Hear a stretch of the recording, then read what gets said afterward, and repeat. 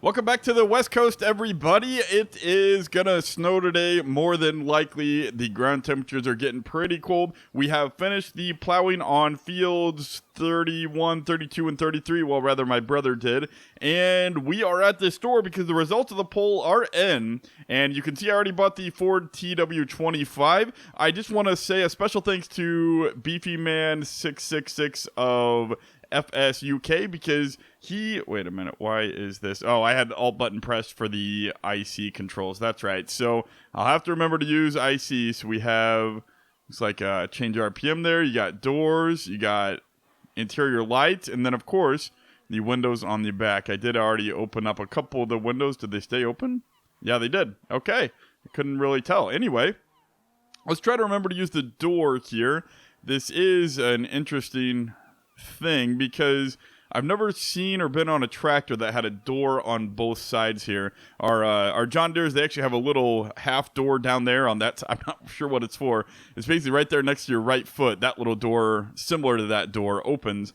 Anyway, that's interesting. Two-sided doors. Anyway, that is purchased, and we did the TW25. Anyway, I wanted to say the special thanks to BeefyMan666 because of his addition to not only improving this realistic XML for the Ford TW, but he also changed the gears to what they are in real life. So there is a low 1 through 4 and a high 1 through 4. Anyway, that is... We actually have a Ford 4000 on our farm at home. It's obviously...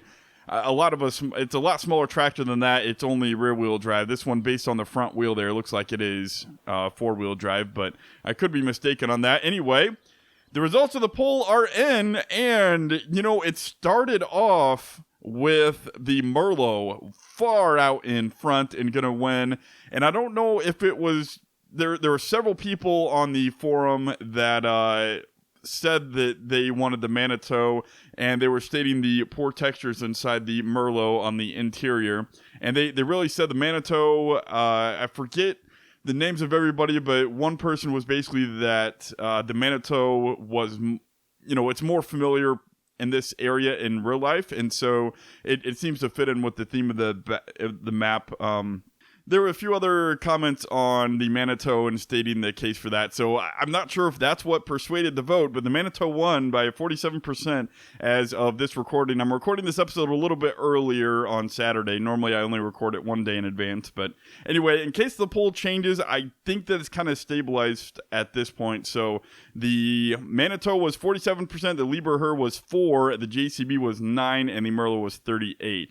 That is what I see now. So let's go ahead and buy the Manitou. And please correct me if I am saying that incorrectly. But I did in the, meantime drive, obviously, Fritz home. I guess I forgot to state that in case it wasn't, in case you didn't get that. But Fritz, I drove home because we're going to buy this sucker. So that'll help out some, expenses on the farm. And then I did want to point this out. I went through our equity, and remember, if you haven't seen this before, this is what we're going to be doing next year. The expenses for year one, I haven't been tracking them because I started this after the West Coast move. So basically, all of this would be blank, and then we'd only have the late autumn and winter for the total assets tracking. So, I guess in case you're new, I basically pulled all these categories from the game and threw them in here. And then since they track 4 days expenses in the game and I am playing 9-day seasons, that means each of these is 3 days. So I should be able to record each, session, each season, and it'll break it down and it'll really help us know where our expenses are, what we need to cut back on. And anyway, in the meantime, I went through here. Is it this category? No. Is it totals? I think it's totals. No. I guess it was year one. There we go. So I filled in under arable operations what we're going to do for this year. These are the crops that we are planting. So starting close to home, we have wheat and then barley and then wheat. And 34 is the field across the road from the still close to home. So I figured that'd be good for making bales. It's a little bit closer to home. I went ahead and calculated the seed cost. And then it turns out that seed is about $900 for 1,000 liters. So I basically calculated all the costs there. And so it came to 3,300 seeds. So that means we need at least 4,000 liters of seed. That's how I calculated that cost. I'm planting all the fields far away from home with canola just to make transport a little bit easier. So let's hop in our Merlot, and we're going to load, we're going to attempt to load all of these onto the trailer. Let's see how we do here. Brand new, operating our brand new Merlot. All right, here we go. This is a nice cockpit. I like this. I forget who it was. I think it was, I forget I've actually had so many comments on the Merlot and the Manitou, but I forget who it was. Someone pointed out that the Manitou actually has a nicer cab because even though you're higher on the Merlot, the camera is a little bit further forward than the rest of, than this one. So this one feels like it's a little bit nicer of a cab to drive from. So that's actually something to consider. Granted, it's easy enough to open up the mod and move the camera, but it's also nice to not have to do that. And I kind of felt like my wheels were not tracking with my steering wheel there. Anyway, I don't know. Let's jump outside the cab here. We are going to need to change course play to left control and delete there. And I don't know how you guys play from inside the cab. It is just, it's way too hard for me to play from inside the cab. I think that we made, look at this. This is such a pretty color red. I am sorry for all of you guys who voted for the Merlot. It was a pretty close vote, but in the end, we just have to go with the Manitou. I am excited to use courseplay a little bit. I think it'll be fun using courseplay with this guy as we load and unload our manure pit. So I do look forward to setting up courseplay to do that. I think that'll be fun. I'm going to have to probably put this series on pause sometime soon just to give you guys a real-life update. The harvest, my dad just told me that the corn is drying out relatively fast. And actually, let's just go forward here. It's drying out relatively fast. I think on the weeks of September, sometime around September 26th, it looks like the corn will be dry enough. And that's when I'll be needed at home to help Dad drive the combine and drive trucks to the elevator with my brother. So around that time, expect to put the series on pause. I will try my best to publish, produce several episodes in advance, just so you guys, I can schedule them to release later. But that does take a lot of time and quite a bit of editing, so I'm not sure if I'll have time to do that or not. It's there's not enough time to do everything I want to do as it is. If you guys really want to save some money on not buying computer games, I highly recommend starting a YouTube channel on Farming Simulator. There is not much time to do anything else. There's so many other games that I would like to play. I was actually looking at games in my playlist, and I really miss games that, I realize that the games that I miss most are games that tell stories. For example, I love Crusader Kings 2 and Stellaris, and really any game produced by Paradox. I was having lots of fun with Steel Division. That game is an amazing combat simulator. I love realistic games, and I love games that tell stories, and I feel like you can do that with all of those. And I'd love to start a Let's Play series on any of those games, but I just don't know how well it will be perceived, if it'll be worth my time. And, maybe you guys would rather have me just do... Whoops, let's not do that. Maybe you guys would rather have me just produce a few more episodes of the West Coast instead. So, yeah, let me know some feedback on that if you guys would like me to do anything else.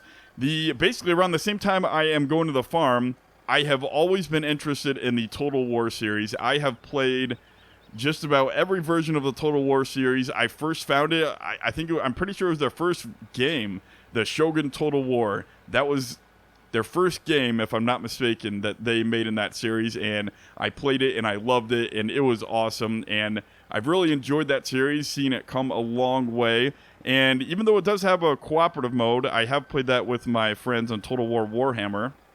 The cooperative mode was quite fun, but I like it because it feels, they do a great job, even though it's fantasy.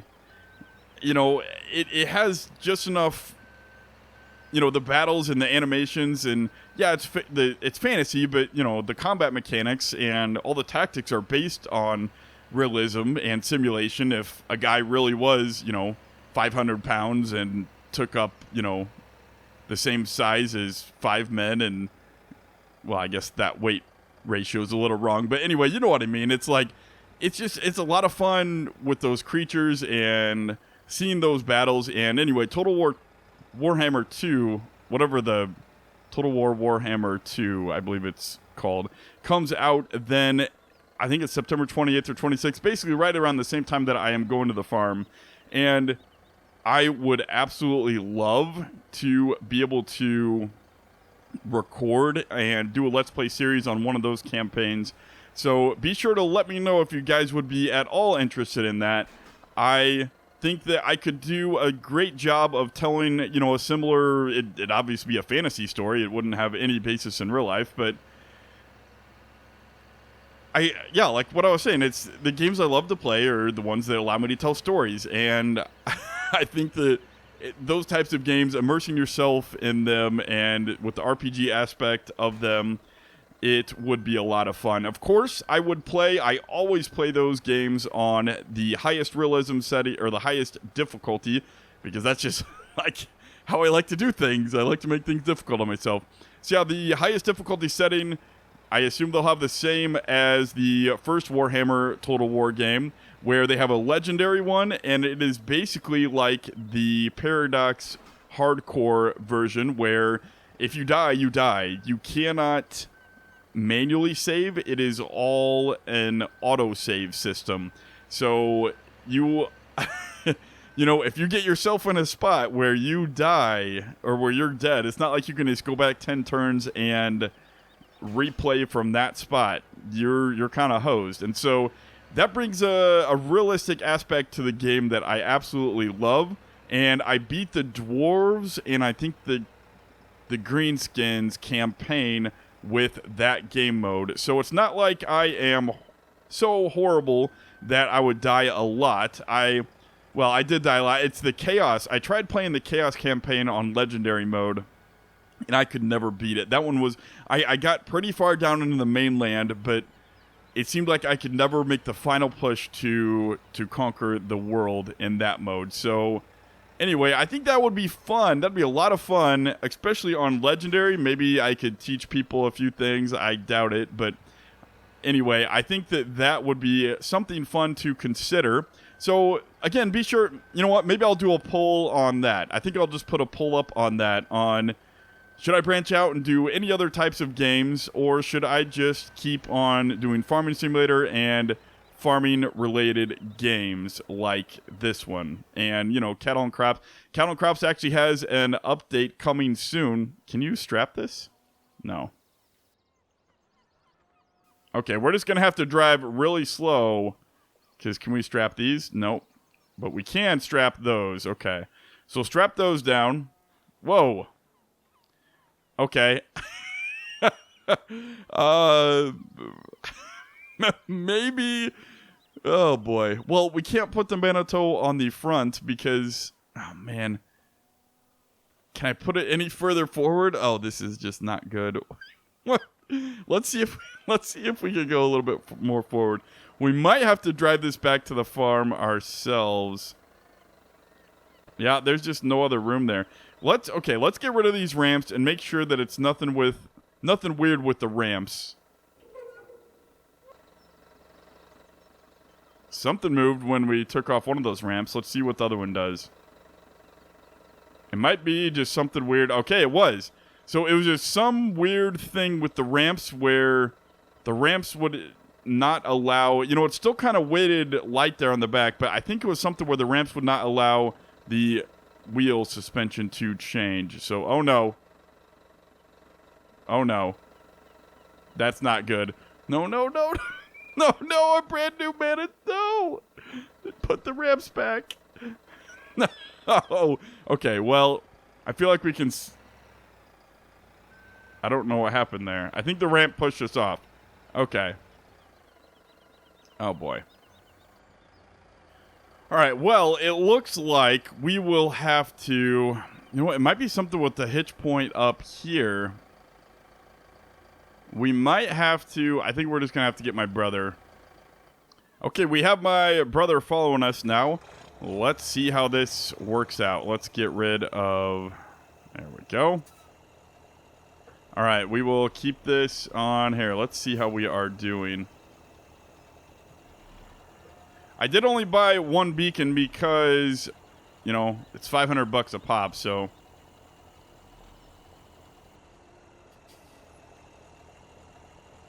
We are kind of driving in the middle of the road here, but it's just because... Yeah, just while we get started. Oh boy, we need to downshift there. I really need to move these controls. I really need to move these controls to somewhere else. There we go. It's fine when I have the wheel straight, but if you need to change when you're driving and steering, it's kind of hard. All right, here we go. We got 2 new additions to the family. We're going to have to figure out names for these guys, so be sure to let me know in the comments, and then maybe we'll have a vote on the names for these tractors. Whoops. The bridge is kind of tough there. Let's change that back. There we go.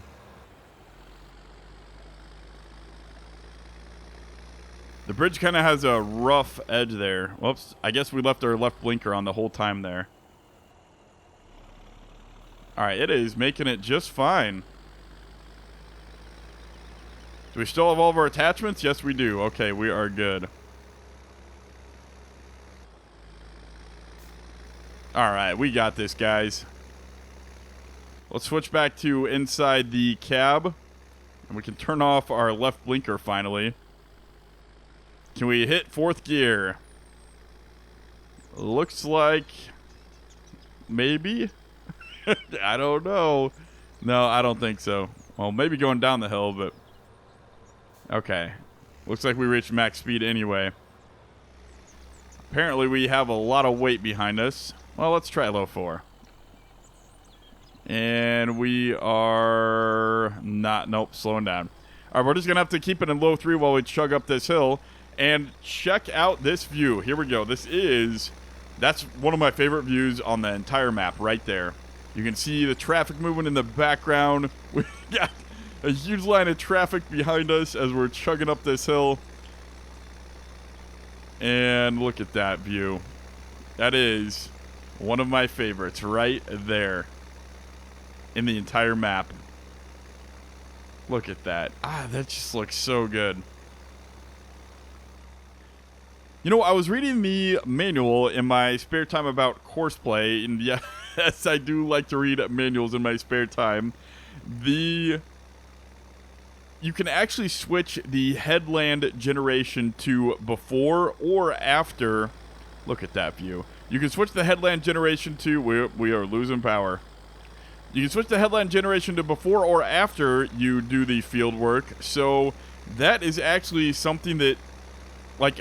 I generated it before, and then I just went to the nearest point at somewhere in the field.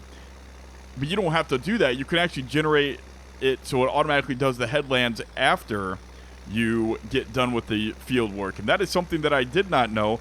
Apparently, you can click that button to toggle it back and forth, and it'll be an arrow to the left and an arrow to the right. So that's something that is great. I did not know that. We'll probably just keep it in low gear here while we head back to the farm. And here we are. We're going to probably pull forward right about here. I think that is a pretty good spot right there. Okay. We have made it home. All right, so like I said, we have done a little bit of cleanup with Heidi. We kept a bucket for Heidi, And we kept a single bale fork for Heidi, but I did sell the big, this thingy that I have on the Manitou. It's a different attachment for the telehandler as it is for a tractor. But I sold that because I wanted to, still keep the single bale one, but everything else we're basically going to do with the Manitou telehandler here. So, you know what? Actually, while we're here, let's just see how the weight handles with, oh, look at that. That is just so much nicer than, well, I am jumping around a lot there. I'll get the hang of it anyway. We forgot to leave our bale spikes right there. And let's go unload the rest of the trailer. Yeah, so there's our single bale spike. We kept the weight just because I don't know if we'll need it for Heidi anymore, but we kept it just in case. I did, let's see, what else? Yeah, so I keep the bucket there to scoop out the grass, but of course we don't want to mix grass and manure. And I also wanted a bigger, you have to have a bigger scoop for manure, so it makes it easier to load up trailers and faster to load up trailers. So I bought the big, huge manure grapple there, manure claws, forks, whatever it's called. Manure, hold on. Let's look at the proper name. Manure fork. If I didn't say that combination, that is what it is. So yeah, I grabbed the manure forks, and if we can get a little bit closer. Oh, I guess I wasn't just low enough. There we go. And so yeah, we did buy the wrapped bale handlers because we're going to be dealing with some wrapped bales. And where should we put this? I guess for now, let's see. I guess wrap bales will eventually go, well, I don't know where they'll go. I would imagine maybe in the silage pit, but for now, let's just throw this over here somewhere. I think right about there will be good. A little bit in the snow and the rust won't be too huge of a problem. Look at this. I think that we made the right decision. I like this pretty red. It goes with a lot of, I don't have a lot of any red tractors, but there's a lot of red, the wheel hubs are red, and there's red, there's a little red stripe there on the back of the bale trailer, and there's a red sign, and there's a red something there over on the LPG placeable haul, and there is red on the feed sacks. Okay, that's orange. Oh, there's red back there. And there's, we got some red equipment. So that works out. It looks like a nice little accent color to the rest of the equipment that we have. So that works out really nice, actually. Let's get these on here, and whoops, I guess the pallets were actually underneath. I wonder if we can get 2 pallets at once. If we are good with this thing, we might be able to do that.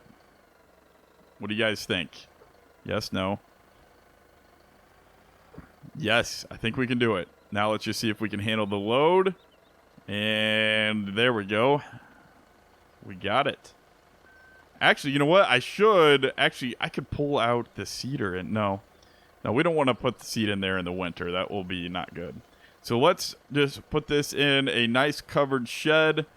You typically keep these nice and sealed up. We always empty out the planter of seed in the winter because we don't want any type of rats or rodents or anything like that getting in there with the seed, and who knows what kind of holes they'll chew through the wiring and stuff that goes back there to the planter. So you typically always clean out the empty seed and dump out anything extra that's inside of the planter back into feed sacks or a Big Ben storage container, something at the end of the season.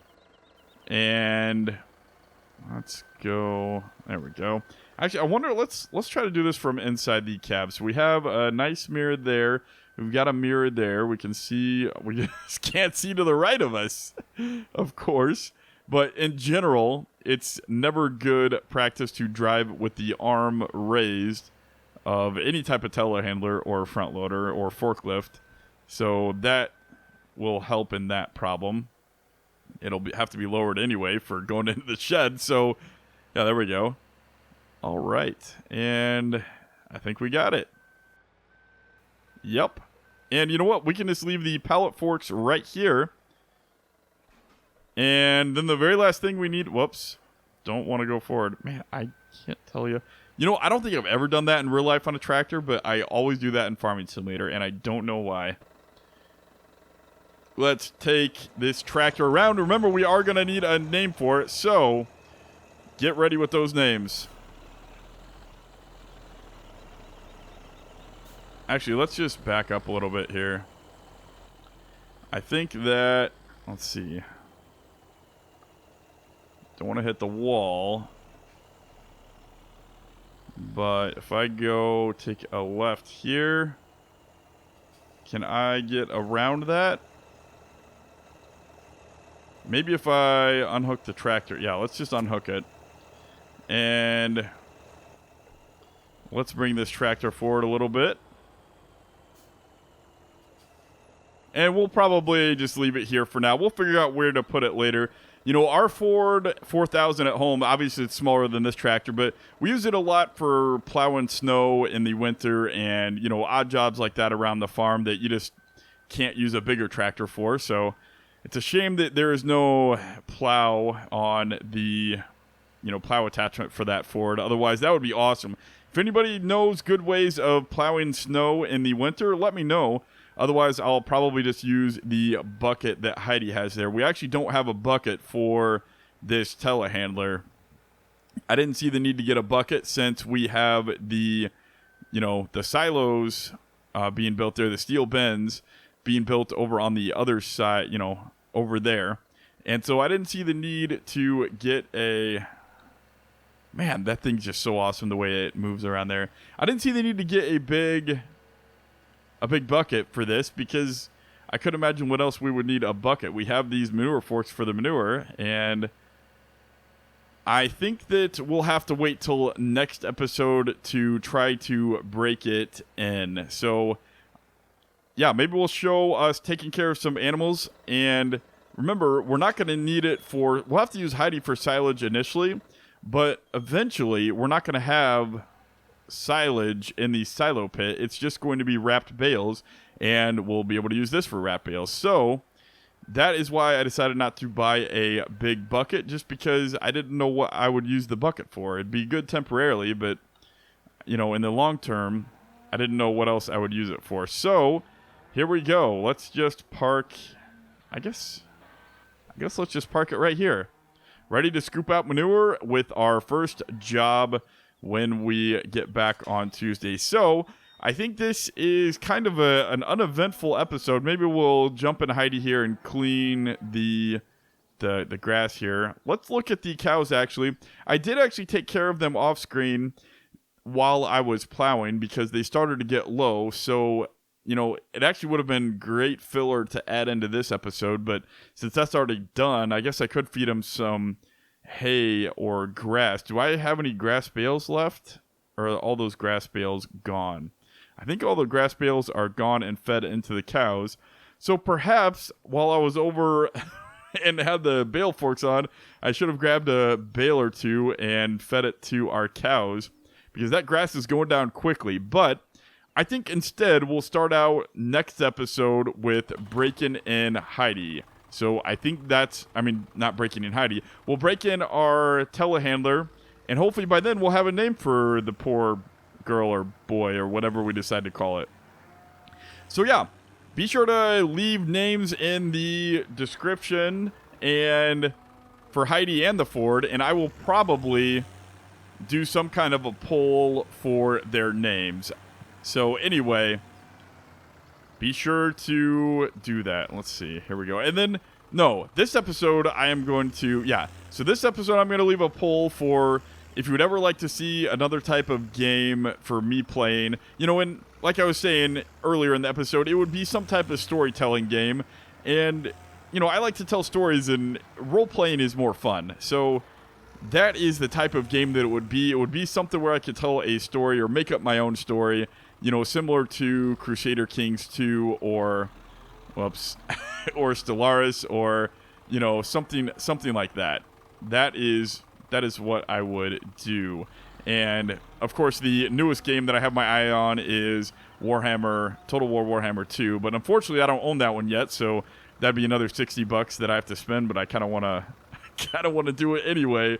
But yeah, I'll only do that if you guys want to. Otherwise, I will just keep on keeping my eye on other farming simulator games, and well, I'll do that anyway. There's a cattle and crops update coming out next week at some point with, I believe it's corn, not shucking. That's what we use for when it's dried.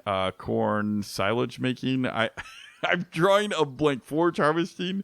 I don't do any of that in real life, and I forget. Corn chopping. That's what I'm looking for.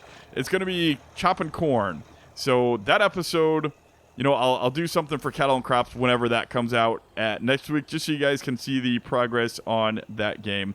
But until then, I hope that you guys enjoyed this episode.